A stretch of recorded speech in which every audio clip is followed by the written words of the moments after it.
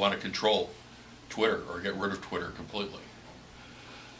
And so that has really changed, but it is still a very important communications tool for political discourse in this country. But it's being supplanted more and more by Twitter, by Facebook, because you can't stop that. It's universal. Radio, though, at the same time is becoming more universal. One of the first interviews I did on one of my radio programs, because of Skype, I assume you all use Skype to call home.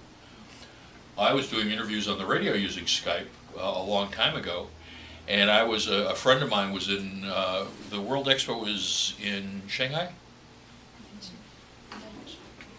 The last World Expo. You mean next? The last one. The last year in Shanghai. In Shanghai. Yeah.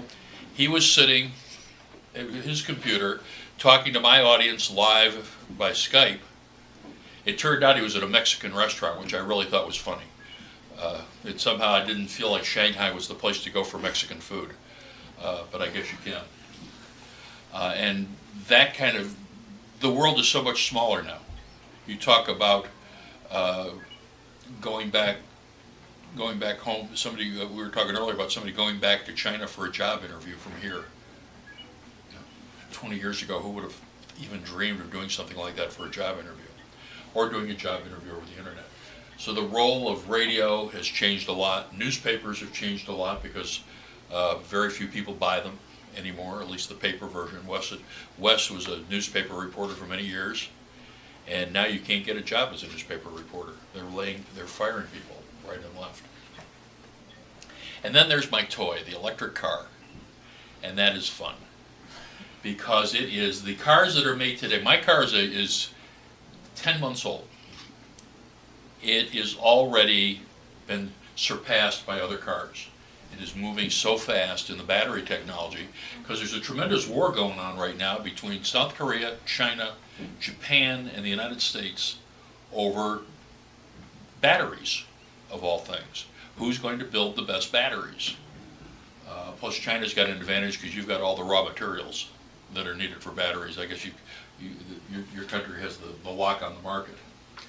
But that is going to be watching. It is sort of like, you're too young to remember. I was looking at that computer. That's what, 20 years old, Wes? Yeah, it is.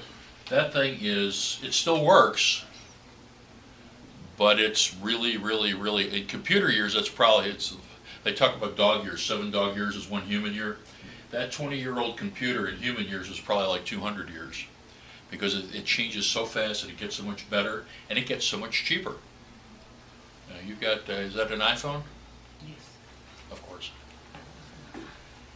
It's a universal product, and they're getting, it's basically everybody around the world has some sort of smartphone. The technology is getting less and less expensive. The tools of communicating used to be just the elite, the top people in a country, and now everybody can start their own newspaper if they like online, or as we did, start a radio station. We were not very successful financially. We had to shut it down because we weren't making any money. But you can start your own radio station. You can start your own TV station.